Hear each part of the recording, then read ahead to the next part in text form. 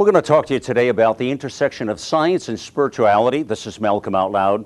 You know, we've all been impacted in some way, shape, or form by cancer. If it hasn't directly connected each one of us, then it certainly has hit someone in our family. It has hit somebody we know, a friend, or somehow everybody has been impacted by cancer. It's one of those dirty, dirty words. We hate it when it comes up. We almost want to block our ears and make it go away. But really, there's a bigger question here, and that is the medical community and the spirituality aspect of cancer. You know, myself, not too many years ago, lost my mom to cancer. And it was a horrific experience going through that with a family member. Well, today you're going to meet a doctor, an oncologist. This is a cancer doctor now himself, who's going through a journey, who has lost his own mom to cancer. I want you to meet Dr. Stephen Iacoboni, who's an MD, practices oncologist. Doctor, welcome to the show. How you doing? I'm doing great, Malcolm. Thanks for having me. Yeah, terrific. I'm just thrilled to have you with me. And so tell me, how many years ago, Doctor, was it that you experienced this with your own mom? Actually, that was in '77. That was a long time ago. Wow. Okay, that was a long time ago. Just so we can share similar experiences, which we'll get into in a little bit. My experience was more about 6 years ago. I believe it was about six and a half years ago that I went through a similar experience. Was this sort of the moment that, I mean, well, first of all, was you a doctor at that point? Was you an oncologist at that moment? I was in medical school. Okay, all right. So this was early on in your studies then? Yeah, it also was a different era in cancer care back in the 70s. So actually, my mother never saw a medical oncologist because there weren't any. Is that right? Okay. But was that, you know, having gone through that as a young man, I assume that was the motivation for the book and the journey that you've had? It had a lot to do with it. There were other motivations. But certainly I was in medical school at a time when I had to choose what to specialize in. And her death from cancer certainly inspired me to try and find a way to make cancer either curable or bearable in a way that it was not. Well, let's talk more about that right now. Now, you see patients every day. You're impacted by lives. I'm sure that motivation has built and grown over the years, if I can just imagine. And you're seeing patients all the time that go through the struggle of cancer, correct? Every day, yeah. You bet. And so you see, I mean, I couldn't even imagine the life that you have where you meet people who, some of them don't make it through the journey, do they, Doctor? No, many of them do not, and that's part of the experience, right. In fact, yes. Tell me, just off the top, I'm very curious. Would you know by chance, and this is just a raw shot, what's the percentage of overall patients in the journey of an oncologist? I mean, is it half of the patients who make it through who actually survive cancer, or who really, die from it? Or is it more, where's that percentage fall? It would depend on the kind of practice that you have, but the percentage has gone up over the years. It used to be pretty low. It used to be 10%. When I started out. Now it's more like 50%. Oh, okay, well that's what I'm curious in. So now, overall, we're just talking raw numbers, so you're saying there's about a 50% chance that someone will make it or not make it, huh?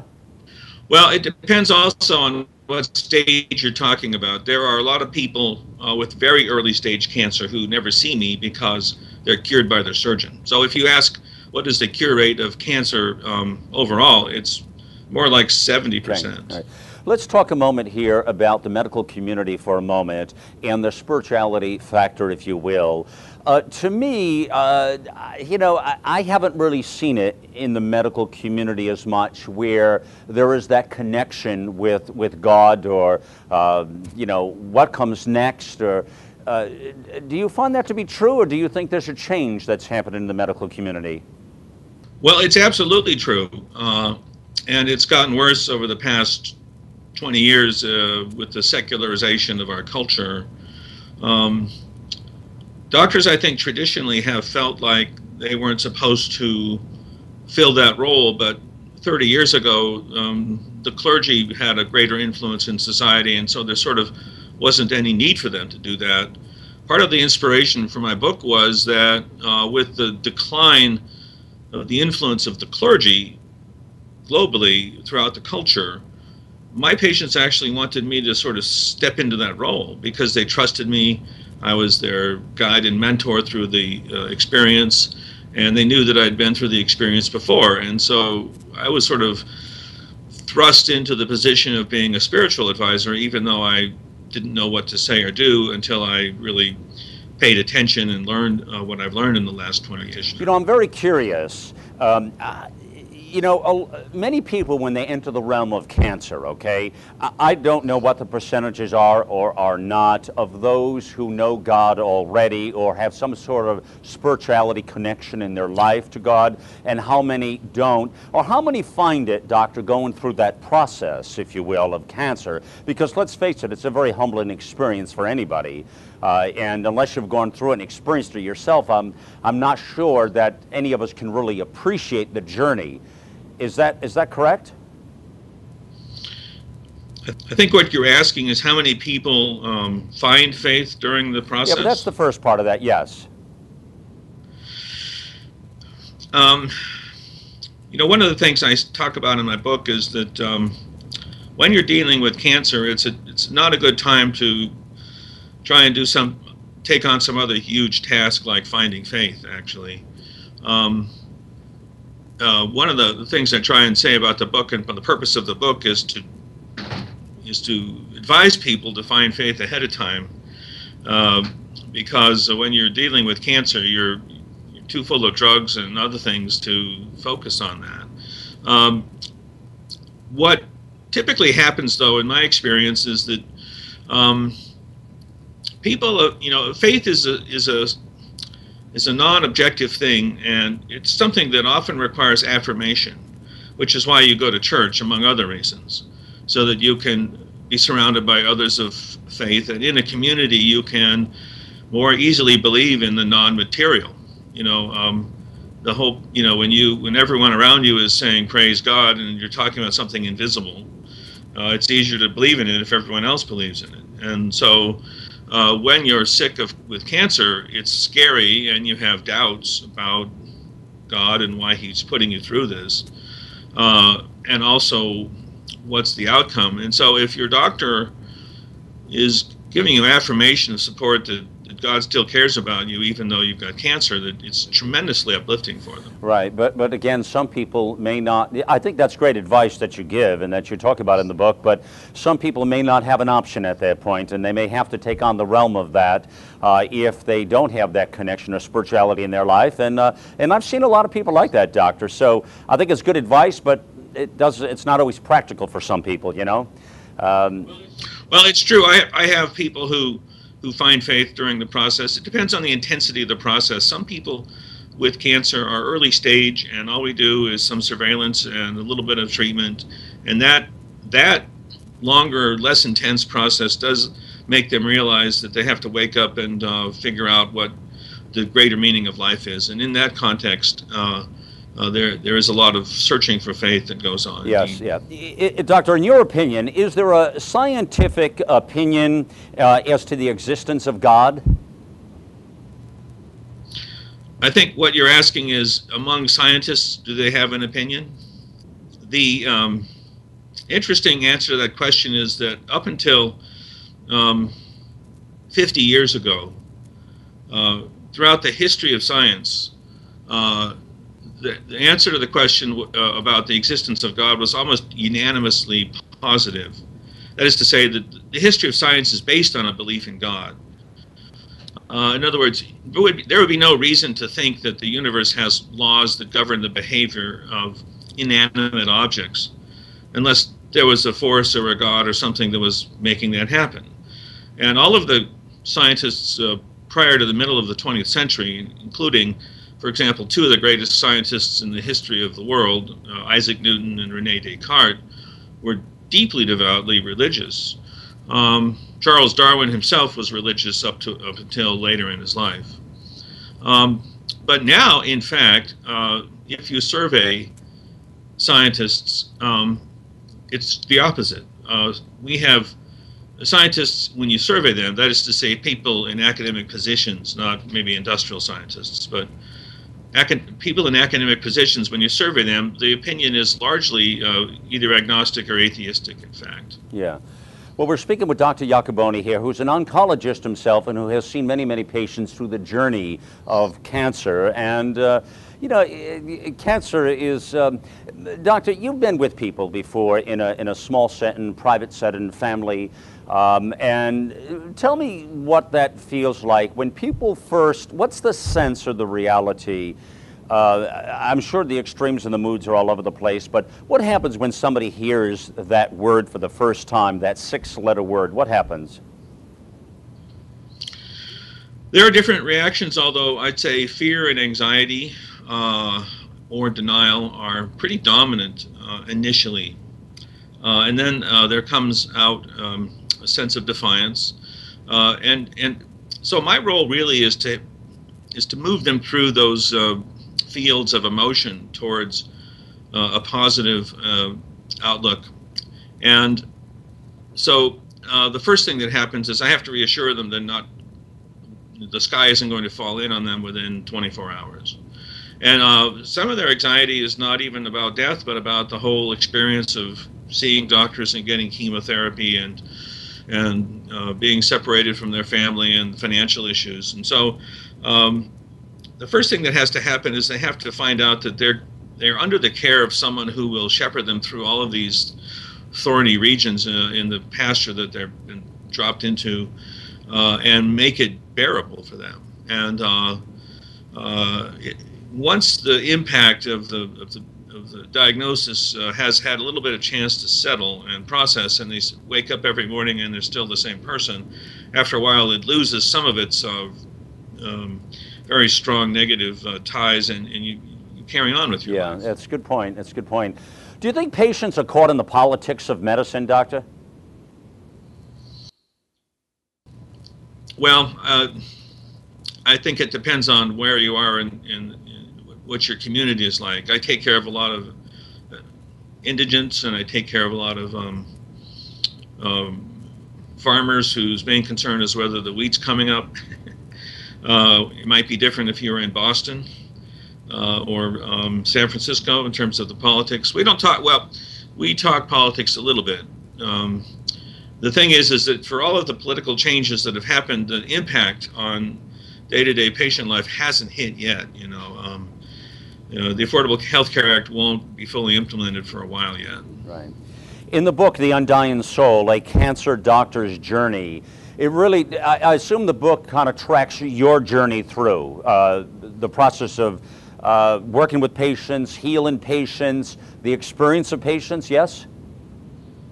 Yeah, yes, indeed. And it's, I think, unique in the sense that it's autobiographical and written in the first person. And I made a decision that I was going to be make myself pretty vulnerable in writing it. I don't think you'll find another book like this written by an MD. Most of the books written by MDs are sort of pompous and arcane and intellectual. And actually, my book started out that way until my various editors got me on the right track.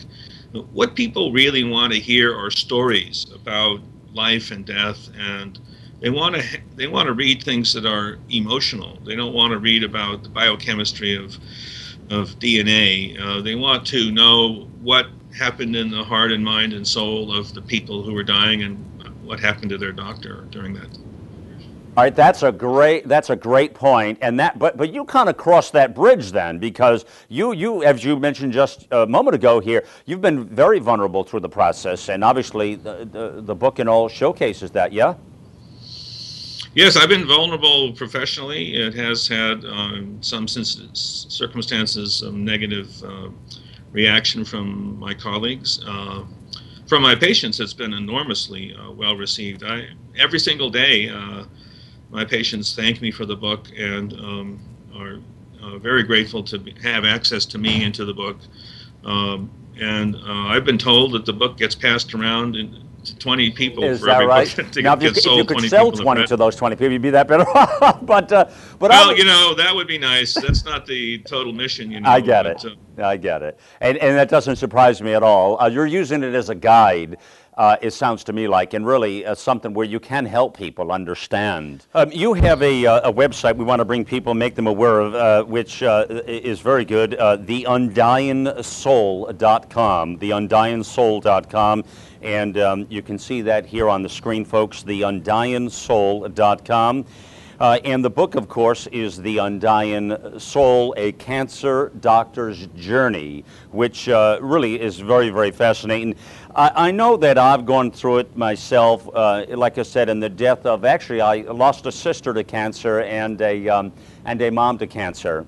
Having gone through the experience, it's an eye-opener, you know, with family when you've gone through something like that. And I think for me, Doctor, I think I can relate to the fact that most people they're afraid of the unknown. So they're not really grounded in this entire conversation because it's impacting them. It's very personal, cancer is. It's very, very personal. So right away, there are those who, you know, probably get up and want to fight and say, okay, how do we take this thing on? And there's probably those that succumb to the fact that this was the worst news that they would ever have and they may not make it through. Well, I would imagine there's a couple of different types of folks that you meet on a daily basis. Is there any accuracy to those kinds of people that I described just now? Do you see that as true? Oh, sure. There's a whole range of emotional responses, including the ones you mentioned. People who were going to fight it no matter what, people who were scared to death, and everything in between. One of the things that I highlight in my book is I tell the stories, the very unique stories of a different category that doesn't get mentioned that often, which are patients who came into my life who were so strong and secure in their faith that they were fearless and giving and selfless throughout their very, very horrible ordeals, which I describe in the book. When you hear that word cancer, is it possible that one day we might look at that as not a big deal anymore? It's like a broken arm. We'll just go get it fixed, man. Will that day ever be here? I can't say that it won't, but 30 years ago, we all believed that it was going to happen sometime soon. So in other words, it would have been 20 years ago that there was a pill you took for it.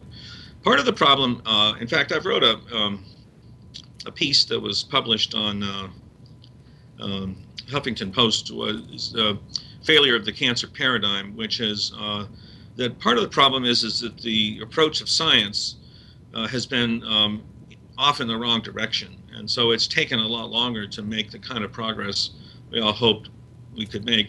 I don't know. I don't think the scenario you described is in the foreseeable future. I think it may happen 50 years from now, but we're all, things happen very, very slowly. And yeah, but that's a reasonable answer, and I accept that. I take that answer for what it is, sir. So, but there is hope for that one day, and I believe I would agree with that. I think one day it will be a thing of the past. I want to ask you a final question here in thought, Dr. Iacoboni. Let's end it on a big question. In your viewpoint, and I know most people want to know the answer to this question when they're taking the journey with you in cancer, do you think there's life after death? I think there's no question about it.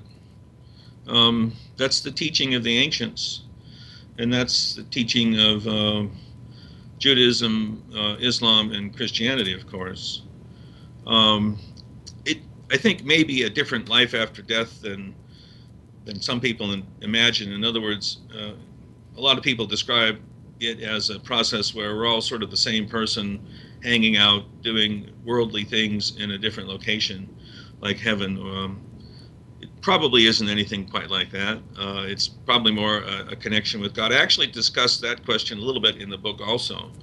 But the point of the book is that the teachings of Christianity and Judaism and Islam is that we have a soul that is eternal, given to us as by God, and will return to God upon death. That's been the belief of the human race from the beginning of time, and only in the very short time of the last 50 years has that belief sort of been set aside by by Western Europe and parts of the United States. And you can see what's happening, of course, to our cultures by losing that belief. Everyone's, not everyone, but a lot of people find that they need antidepressants when they didn't before, and the societies can't make any hard decisions about anything. And we're just going from one form of vacuous entertainment to the next. Sort of, we're a culture in decline, and part of that decline is that we don't have faith. Let me put it to you this way. The human being is unique in the sense that we know that we know. And how could it be possible for us to have thoughts that are immaterial, which they are, of course? Like, there's no such thing in the world as a square root. It's a human mental invention.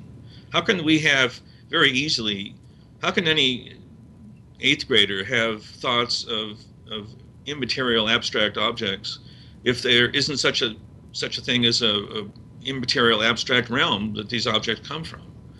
And that's where our souls will be when we die. Interesting perspective. You have an enormous amount of wisdom, many, many years. You've been, 3 decades on this journey, huh? Yes, 3 decades indeed, yes. Yeah.